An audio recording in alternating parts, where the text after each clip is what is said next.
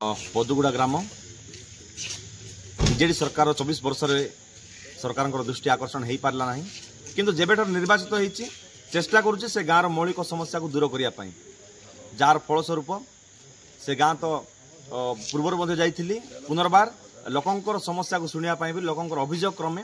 आज से गाँ जावाई बाहरी दुर्भाग्यवशत गाड़ी जापारा ना तेणु गोटे ट्राक्टर रे आम समस्ते मो सहकर्मी साथी गलु जिला परिषद थे मो साथी समिति सभ्य थे मो साथी समस्त साथी जाई से गाँव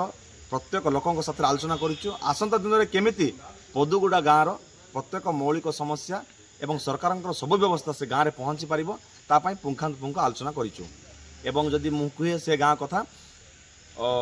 से गाँव में टावर नाला जिलापाल को अभियोग करने सहित माननीय सांसद सहयोग क्रमे से गाँव में टावर 2 मास चलला जहाँफल आज कम्युनिकेशन असुविधा नहीं से गाँ सहित सहित पानी जल समस्या थिला spring base water supply repair कर आसंता दिन में एक नुआ स्प्रिंग बेस करने योजना रही जो मुख्य समस्या था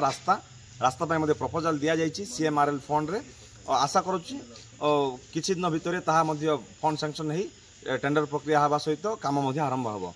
तेणु प्रशासन को दृष्टि आकर्षण करने आम यथासंभव चेष्टा करुचु बाकी रहा सरकार ए अंचल प्रति दरद से केते ए अंचल उन्नति चेष्टा करुँचा देखा बाकी रहा ना आम लेवल रे जेतिक संभव मु चेष्टा करुच्ची आम जिला परिषद चेष्टा कर आम सरपंच समिति मेंबर समस्त चेष्टा करुँच केवल जे पदुगुड़ा बोली नुह